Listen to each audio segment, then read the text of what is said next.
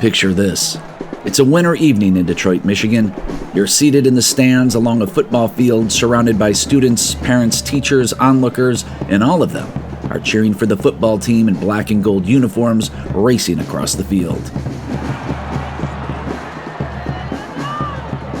It's the Martin Luther King Jr. Senior High School Crusaders versus the Murray Wright Pilots in the 2002 City Championship at Ford Field. The score is up significantly in the Crusaders' favor. The hour outside the stadium is early, but the sky is dark, the wind is brisk, and the cold, it's relentless. It seeps through your coat layers, scarf, hat, and gloves like it means business. But that's okay, because you're here for business too. You're here to see King's Crusaders number 42, Wendell Brown. Then it happens. About halfway through the game, Wendell sacks the opposing team's quarterback. He'll log 2 more sacks before halftime. He zones in on the quarterback, lowers his black helmet into the running charge, the entire crowd cheering for him. Like the Detroit cold, he's relentless and efficient. As the team huddles at half, it's clear this high school junior has the respect of his teammates. The whistle signals it's time to get back out there. Wendell's close-knit family cheers from the edge of the field. Wendell sprints back onto the field with renewed vigor, helmet on, ready for battle. The King's Crusaders sail to victory over Murray Wright with a final score of 21-6.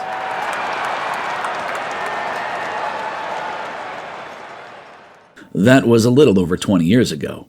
Back then, Detroit had a population just under 1 million residents.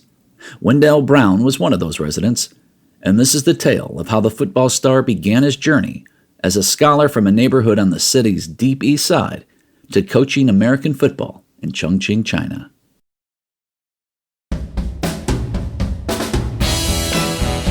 I'm Matt Liston.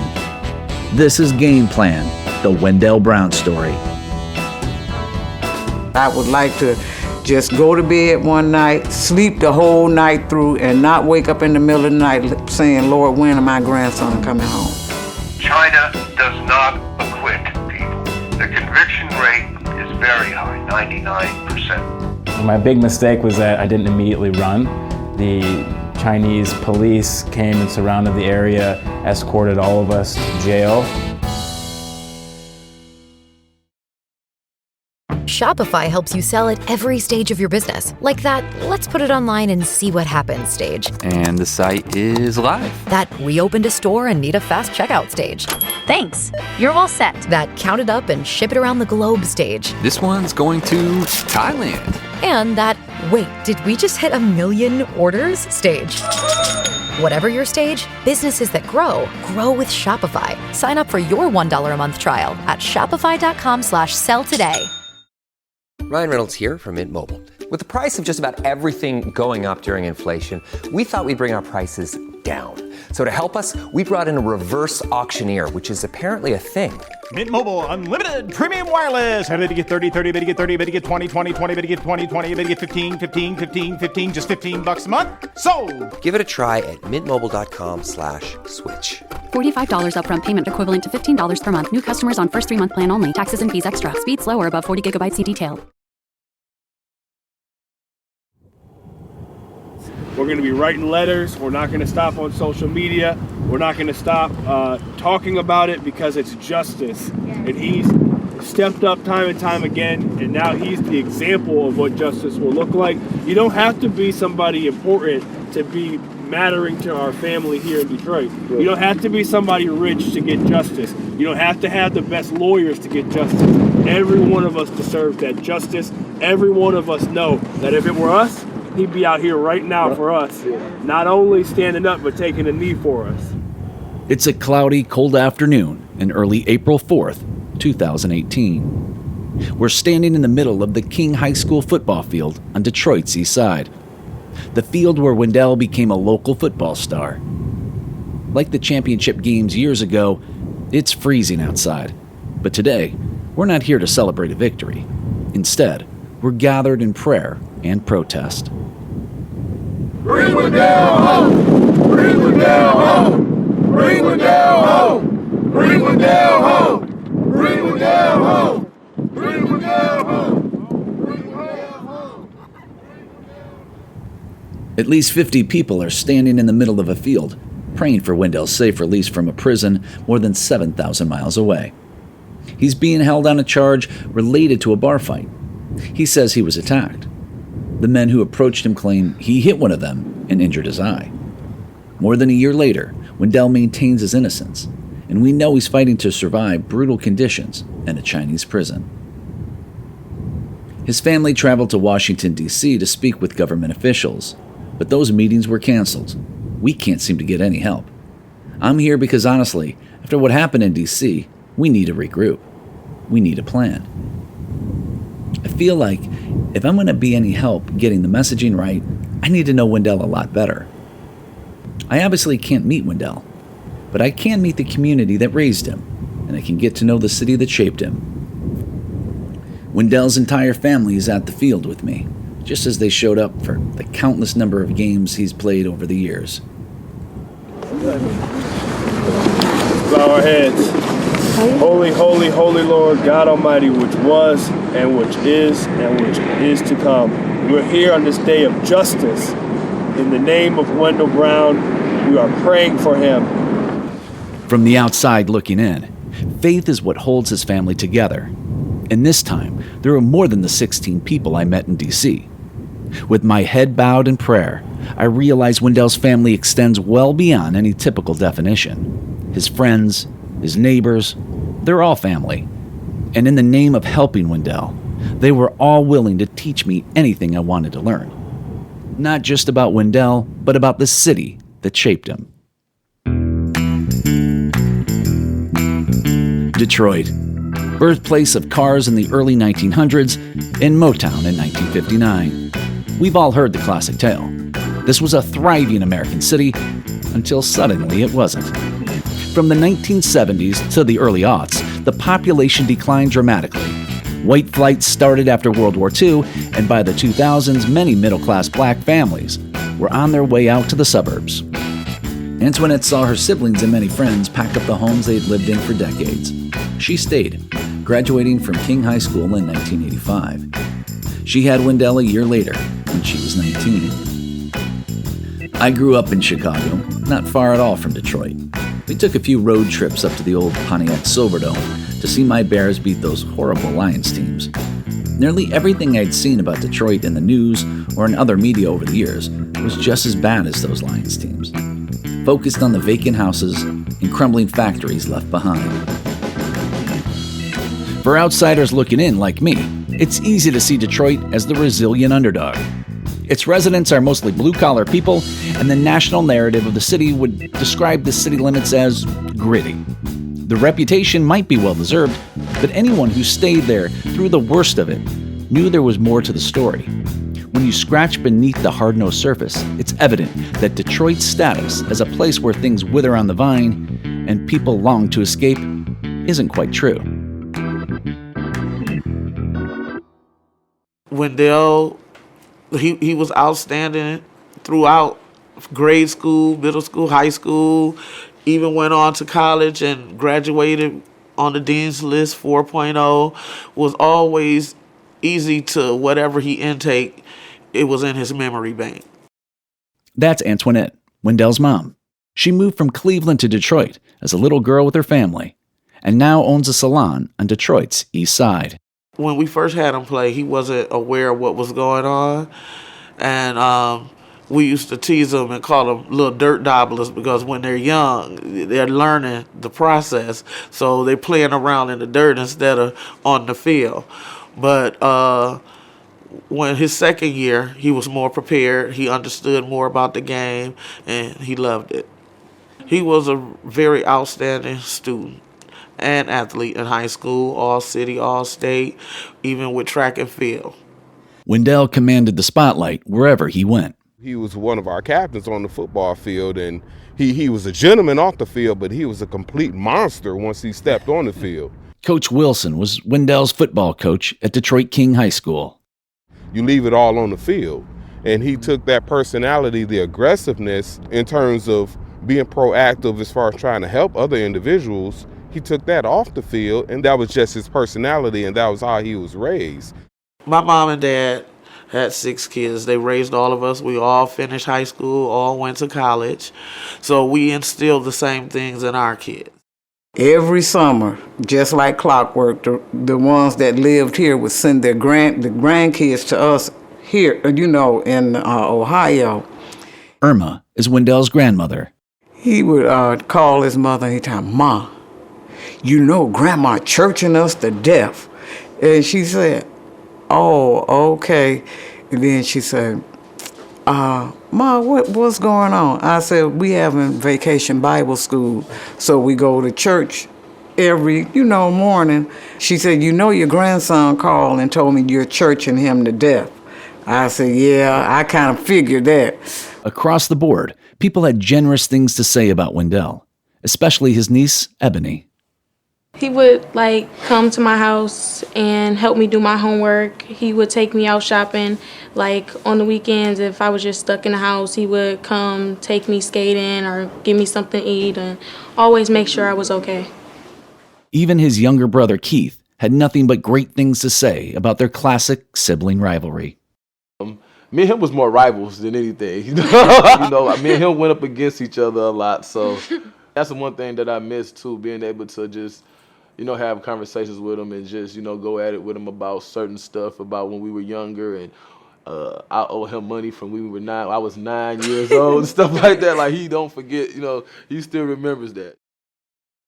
Talking to Wendell's family, it's evident that he's always been exceptional. His high school, Detroit King High School, was one of 3 magnet schools in the city. In order to attend, he had to pass an entry exam in 8th grade. At King, he excelled in football, eventually earning the opportunity to play college ball at Ball State University. When he got there, he was 16, so I still had to sign papers for him to go along with the team. He did really well academically as well. And we looked forward to the road trips with all of the family gathering up, and we would stay the weekend and, go to the game, and it was amazing. His grandmother is quick to point out that football isn't his only passion. When he started college, he called me and he said, "Grandma," he said, "I know you got a Bible." I said, "Yeah, I got a Bible." So he said, "Well, send me a Bible." And I told him, I said, "Oh, okay." I said, "But what I want you to do, the passages that I want you to read, I will highlight them in the Bible." And when he came home from college, I asked him, I said, "So where's my Bible?" "I still got it." And he held it up. I said, "Oh, okay, so you're going to keep it?" He said, "Yes, I'm going to keep it." And as far as I know, that might have been the Bible that he took to China with him. I don't know. But I would like to just go to bed one night, sleep the whole night through, and not wake up in the middle of the night saying, "Lord, when is my grandson coming home?" The thing about Detroit, at least one of the things I didn't quite grasp before I got there and spent time with Wendell's family, is that the community can seem like a giant extended family. I mean, I talked to a lot of people there, and somehow everybody knew who Wendell was there. I mean, not just about him. I mean, they knew him. He's an inspiration, you know what I'm saying? Just him doing his everyday thing of what he, playing football, teaching kids, being an impactful leader, just him doing his everyday. That's my rideshare driver in Detroit, Chris Bay. Now, I'm a talker, so I asked Chris if he had heard of Wendell's story. It's like his story is like the story of, so many other Detroiters, you know what I'm saying? Strong parents, strong mothers, strong background. Can you speak on the fact that, here he is coming from Detroit, and here he is being an ambassador for American football in China? Out of all the people, out of all the states, out of all the colleges, you pick a guy from Detroit. And it's not that it's a big deal to us, because we know what we grow here. We know what type of people we bring up. We bring up ambassadors. bring up leaders. You know what I'm saying? I had no idea I was going to have so much to talk with you about. Right. Most people don't. He was driving me over to Antoinette's salon, and we got there. Antoinette's there. They start talking. They know the same people. It might be a big city, but it's a small community. And then when I visited, I saw a community rallying around one of their own. People knew Wendell's story either because they knew it from another person or from the local news. A Detroit native and former Ball State University football player has been jailed in China for the last 14 months for an alleged bar fight while in that country. Detroit family can only wait, wonder, and speak out as they worry about their son thousands of miles away. He's locked up on the other side of the globe tonight in China for a fight they say was not his fault. 7 Action News reporter Andrea Isom joins us live with their struggle tonight. So yeah, anyone who watched the local news knew the story. It was the local news in this community, and that was important. But in a way, that was also the problem. It was a Detroit story. And that's what needed to change. And that's what I had planned to do.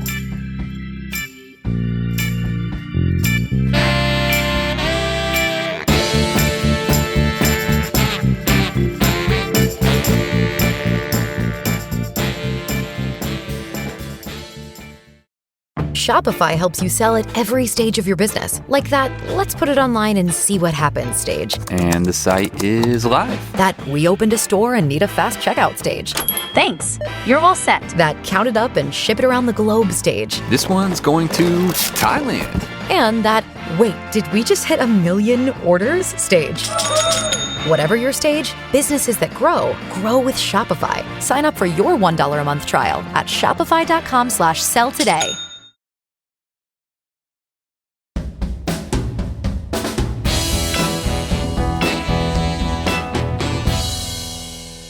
Remember in the first episode, I said that there's an entire team of people working on Wendell's case. One of those guys was a man named Dan Redford.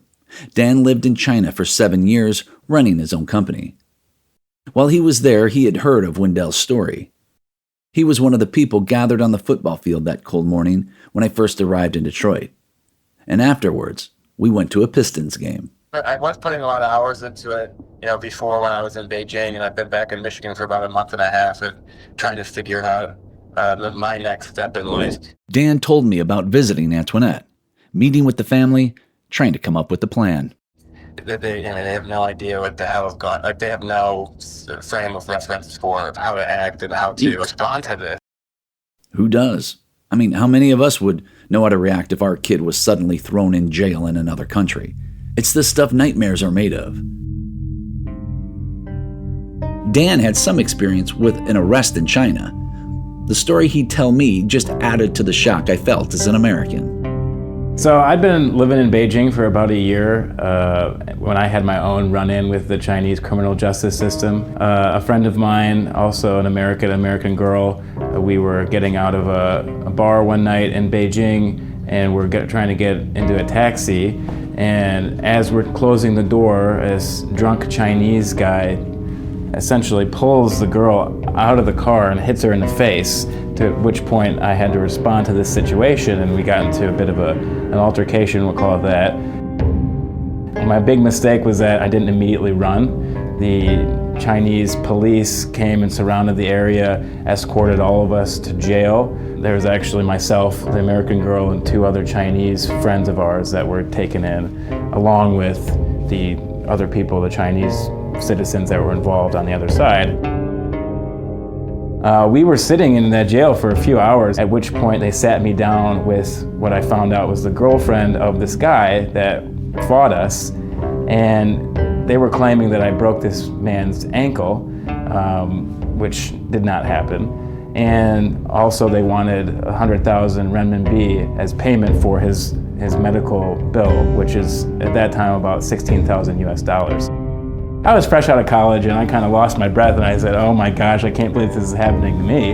And I was not interested at all in giving them a nickel because I hadn't done anything. We were sitting in the police station for about 16 hours with really no end in sight. no phone call, nothing, no reading of rights, nothing like that. And basically just an indefinite period. The only thing they told us was that if we couldn't reach some kind of a settlement, that it was possible that we would get deported. So I'm kind of freaking out. And the American girl, my friend, they put us all in separate cells. One of the Chinese girls that we were with was detained, the other one was let go. We never found out why. But somehow we were able to get hold of the embassy. Somebody involved, the girl did have a cell phone that was stuck somewhere on her body. That was kind of a burner phone. We texted a friend, and finally somebody from the embassy came to visit us, which I thought at that time was a blessing. Didn't turn out that way. So the guy from the U.S. Embassy that came to see us at the police station, I thought was a godsend, but turned out was completely useless. He basically told us that in these situations, and I swear I'm quoting almost verbatim, that they do tell the American citizens to negotiate. I was stunned, absolutely stunned. An American citizen sitting in a Chinese jail for over 10 hours, and he can't do anything for us. The guy literally went back upstairs and said he'll wait for us until we get this thing figured out. I'm stunned. We decided, fine, we'll negotiate, which is what we ended up doing. We got them down to about 25,000 renminbi, which is about 4,000 US dollars. The police took me back upstairs, escorted me into a police car. They drove me to the nearest ATM and watched as I took out my hard-earned cash to go back to the police station, count it, pay it off. And they said, well, you're free to go. This has all been in Chinese, by the way. In English, he says, game over. It was like almost comical. I did laugh because I want to get out of here. And so then we go upstairs, and the useless, embassy official was there, and he said, well, hey, I'll take you home. And I remember because it was snowing, and it must have snowed 4 or 5 inches. So I was grateful for the ride home, me and my friend. We go about halfway, maybe not even halfway to my house or my apartment, and he looks at his phone, he looks at us, and he says, hey guys, would you mind if I just drop you off at the subway, because my girlfriend really needs me to get back. I was like, you know what, thanks a lot, sure. Thanks for nothing. That was a pretty harrowing experience. I got my taste of not only the criminal justice system and how difficult it can be in China and how scary it can be, but also how ineffective our U.S. government and our State Department representation is in China in these types of situations. So yeah, this happens. The U.S. government steps in when there's a ton of publicity to be had. I started to fill him in on my plan for a social media campaign. The first step was to get the language of our messaging right. I didn't want the words like justice for Wendell Brown, because that sometimes can become a political issue here in the States. People see it go across their Facebook feed or something, and they're like, oh, I don't want to deal with that. So, that's why I went with the bring home Wendell Brown and made it, there's an American that needs your help, right? There's an American who's in prison right now for defending himself. And he's the only black man in America in this prison. We need help. We'd already started writing a script for a social media campaign video. And then I say, my name's Matt List. I'm a sports activist. I traveled to D.C. with his family, and I show some images of that. All our meetings were canceled, and we need your help to help bring him home. This is what I want you to do. Print a poster, post it to social media. This would be the final element of the campaign, a call to action. If I got 20 people from around the country, just 20, to post something from, landmark spots, and I can cut that in a video with some music, tell Wendell's story, I could make it, very powerful and make it really feel like even a bigger movement than it may be, and that could resonate, I just really think that somehow we have to give the Chinese a chance to see this as a victory for them, to allow him to leave, or at least to get him the verdict. I mean, they have to see clearly that I could get a win and a win at all. Did you catch that? Dan was always thinking about China and how the Chinese government would react to any news of our campaign involving Wendell. As he said, we have to give the Chinese a chance to see this as a victory for them. He understood things I didn't even think to consider. As we know, with the current geopolitical climate, the Chinese are trying to gain as many victories in the soft power category as possible. I didn't really know because, like I've said, I'm a sports guy. So if you, like me, don't recognize the term soft power, well, It means using economic investment and culture to co-opt others into following your agenda. There's some way to craft a message in which it fits in somehow with China. They're getting a lot of bad press in the West about being this illiberal country and it's going in the wrong direction. Somehow, I don't know if it's praising too much, but just somehow, putting a different light on it, so it gives the Chinese some kind of saving face in a soft power category. And I don't know how to do that just now, but I think once I see the video and we all see it and give our feedback, I think that that'll be a court force to figure out how to craft it in that manner. He made a good point. But seriously, how do we make China look good when they're wrongfully holding an American in prison and refusing to give a verdict? I mean, I make wish-fulfilling sports films. Navigating geopolitics is something I know nothing about. So, I had a decision to make. What was the best way to strike a balanced tone to the Chinese government on behalf of Wendell Brown, a man I hadn't spoken to or met? I felt like it would help in many ways to go to China. So while I was in Detroit, I decided that's what I'll do. I'd get a visa and fly over. So that's what I did. At least the first part. As I was doing that, something else happened. President Trump tonight escalating his trade war with China, threatening new tariffs that they're coming soon, and they are sweeping. The Dow reacting immediately to the news today, plunging, closing down 280 points. And tonight, how it could affect the prices you pay on a whole range of goods. We will no longer tolerate such abuse. The United States has just announced tariffs on another $200 billion in Chinese-made goods, for a total so far of $250 billion. This didn't bode well for Wendell, or for my trip to China. I talked to my wife and a few friends about it, and everyone was pretty hesitant. Ultimately, I agreed to get a little more information before booking a flight. So I made another phone call. At present, we think that there are around 100 Americans in detention or prison in China. I am surprised in that this particular offense, what Wendell is being accused of doing, typically does not result in long sentences in prison. Typically, it's a few months. This is John Kim. He's a human rights activist who's worked to gain the release of Americans in prison in China for over 30 years. He's also the founder and executive director of the Duihua Foundation, a nonprofit humanitarian organization dedicated to improving human rights in the United States and China.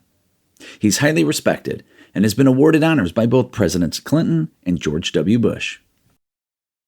I actually attended a trial in Beijing just a few years ago. Very similar. There was a fight outside of a bar, and the fellow who started the fight was given a suspended sentence. So what is surprising here is that it's, we're going on 2 years. As John's telling me the story, I'm thinking a suspended sentence still sounds like a lot. Like, on one hand, is anyone ever deemed innocent in China? But on the other hand, at least a suspended sentence would be better than 2 years Wendell has already spent in prison. John has his own theory on what's happening in Wendell's case. It has all the marks of a shakedown, of course. This fellow who apparently had a bit too much to drink decided he would take on a big black American, and obviously that was not a good decision on his part. But from everything I have heard, Wendell acted in self-defense, and the other guy got what was coming to him. But was it right? Did the other guy get what was coming to him? I mean, we don't even know if the guy was actually injured that night, or if he came into the bar with an injury from a previous incident and blamed it on Wendell.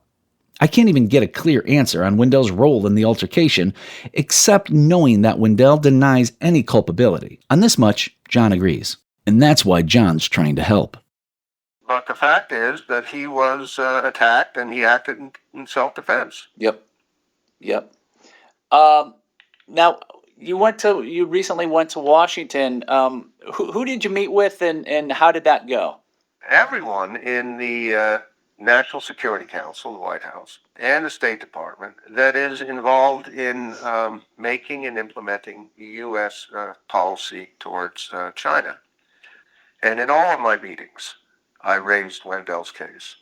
And I was given assurances that, in fact, Wendell's case has been raised multiple times by the U.S. government, both in Washington and in Beijing. And of course, he is getting visits from the American consulate in Chengdu.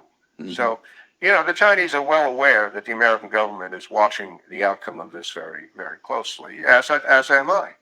This was news to me. I was like, what's going on here? What am I missing? As far as I could tell, the U.S. had been so silent about the case.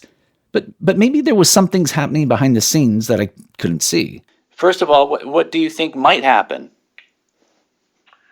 Realistically, China does not acquit people. The conviction rate is very high, 99% plus. 99% is so high and so unrealistic. I mean, there's no way that 99% of people are actually guilty. I just don't buy it. That's a lot of wrongful convictions, as far as anyone can tell. But hey, that's what we were up against. What we could hope for, I think, is a sentence that takes into account time served. There's a very interesting feature of the Chinese justice system, which is you can actually be deported before serving time in the prison, okay? The judge can say, okay, Mr. Brown, you have X number of years in prison and deportation, and I'm ordering your deportation immediately. My hope is that irrespective of whether or not he's found guilty, which is virtually certain, and what the sentence is, that the judge will just deport him immediately anyway, you see? But how often is it used? Over the last few years, China has been publishing court judgments online. And there's a huge number of these cases that have gone online. So we've done some research. And yes, we have found cases of people who have been deported without serving the prison sentences. I would say a few dozen. That sounded hopeful. Maybe that's what we were striving for. I told him I felt a sense of urgency and really wanted to get things moving. That, of course, included my plan to go to China. And admittedly, I was starting to feel a bit hesitant. I got to ask you a personal question here. I debated, going to China, but there's some people who said they have reservations about me going over there, which surprised me just because of my involvement with the case. I mean, do you think there's any real risk? His advice? If you have any doubt that something might be wrong, just check with the consulate. Check with border control in China and see whether there's any issue. I couldn't tell. Was he politely telling me not to go? A couple of weeks later, in an email, John was a bit more clear, and this is what he wrote. Now, participating in demonstrations and protests is a different matter. He's referring to me being outside the Chinese embassy in D.C. If you are identified as a leader of a protest outside the Chinese consulate, it could lead to a rejection of your visa application. Yeah. Maybe not, but you would almost certainly be subjected to heavy surveillance from the moment you arrive in the country. This was concerning, but I still wanted to go to China. I thought it was an important part of telling Wendell's story and could potentially help him come home. I decided to do one more check-in with Dan. I wouldn't say that I'm not concerned at all. You got to be careful if you were doing any type of journalistic work in China right now. Mm-hmm. It's a very scary time. Yeah. I'm sad to say that that's my opinion and that you shouldn't go. Well, I mean, John Cam says right here, the situation in China is very difficult at present time. Predicting how things will play out based on past experience is not necessarily wise in terms of personal safety. Correct. That's not like a glowing endorsement from a man who's been traveling there for 30 years. Dan was right. I stayed put and continued doing the work to get Wendell back home.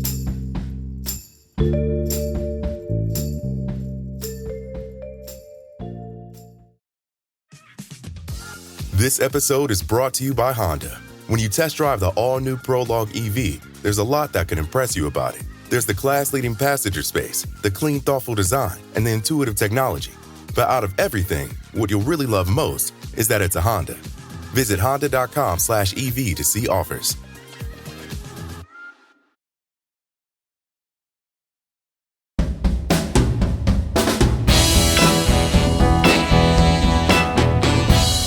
I had difficulty understanding how someone like Wendell was caught up in the Chinese legal system when he, by all accounts, hadn't done anything wrong. So I knew it was time to speak with the one person who had spent the most time with him while he was in jail, and who had had the most current knowledge of what was happening on the ground in China. The people in Chinese law system, they don't have the experience to deal with expats. That's Sophia, Wendell's pro bono lawyer in China. She started working with Wendell a few months before his trial. She's a bit of a rock star, and she moves between China and the U.S. When I first started working on Wendell's case, I met her and her husband at a restaurant in Los Angeles. I asked her about the incident itself and about her passion for saying Wendell was innocent.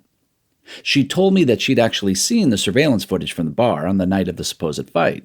Of course, I asked if I could see it. She said she didn't have it, and even if she did, she couldn't share it with me. Now, that said, I'd continue to work with the WeChat group in hopes of finding it myself. Now, in the meantime, Sophia did offer to reenact what it showed. It definitely is weak. It's very weak. They will think, okay, he just tried to fight with them. It's a bar fight. They couldn't see further more. It actually is because he felt not safe. So how it started is because the Chinese guy pushed Wendell twice. You can tell he is trying to, make something happen, the Chinese guy. And then after that, Wendell tried to protect himself. He's a big guy, he's a boss guy. He can, if he wants to hurt them, or even just use the same level as them, they use beer bottle. And if he has any intention to attack those people, it's so easy for him to do, because the Chinese guys involved in this accident, they are not big. They are not big. From all the evidence, you couldn't say he did it. So they're saying that Wendell punched a guy in the eye with a glass in his hand? Yes. And does the video not show that? Definitely no. The thing happened in the bar. To that night, the bar there were not of balloon. So at that moment, the balloon blocked we couldn't see what happened. What did it say in the official reports? Did it say why he was injured, or how he was injured, or if he was injured? Yeah, in that report, they said the victim's injury was caused by glass, but there's no any evidence talk about what kind of glass caused the injury, and the report also says the victim's guy's eyes, one of his eyes got blind because of the injury. But the surveillance footage doesn't show Wendell hitting him in the face. We couldn't say that. Was this gentleman intoxicated? He was very, very drunk that night. And he told the policeman he was very drunk. Before he went to bar, he already drank a lot. And in the bar, he also drank not. And also from the video, from video probably we couldn't see that, but his friend and also himself said that. And also, when he went to hospital, from the hospital report, we can see that because the doctor tried to check his another eye, but he couldn't do it because he was very drunk. That's the doctor's report said that too. Wow. Yeah. I couldn't understand how Wendell had been held in jail without any strong evidence. I mean, especially because the cameras from that night had been blocked by balloons. But I was going to get my answer soon. Really soon. It was just after midnight on an early weekday morning, and I was asleep when I heard my phone chime. I keep the notifications on my phone silent, unless it's a notification from WeChat. WeChat had become the main form of communication with Team Wendell. It's an app used throughout China that functions as sort of a WhatsApp, Twitter X, Amazon combo. And if it was a message from that app, that meant something new was happening with Wendell's team. Rubbing my eyes, I reached over to where the phone laid on my nightstand, unlocked it, and opened WeChat. And in my inbox was a grainy black and white video with the simple message: "There's something you need to see." This was a first. I hadn't gotten any kind of video before. I pressed play. What I saw shocked me. I was looking at the surveillance video from the night of Wendell at the bar. Immediately, I'm awake. And if I was going to watch this video, I needed a bigger screen. So I ran to my office to play it on the computer monitor. My heart pounded, and I couldn't help but wonder how the surveillance video made its way to me. Finally, in my office, I plugged in my phone and waited for the video to play. And when it did, my jaw dropped. In the next episode of Game Plan, I watched the surveillance video, and it raises questions. That, plus Wendell's version of that night.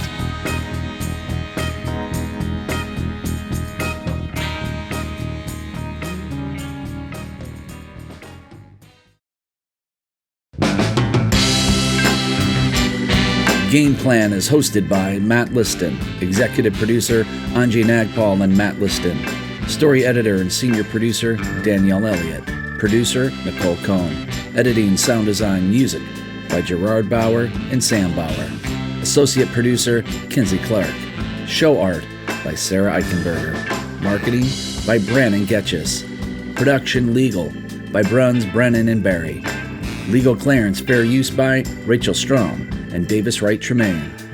Special thanks to Ball State University, Scott Cronick, Jason Whitlock, and the city of Detroit. From Entropy Media, executive producers Anjay Nagpal, Gerard Bauer, and Josh Fuelestead. Head of operations is Nunya Ebo. Associate producer, Heidi Rudvoets. Development and production support, Simona Kussler. Please consider making a donation to Brown Elite Youth Elevation Foundation. In memoriam, Irma Brown, Raymond Brown, and Annie Murrell.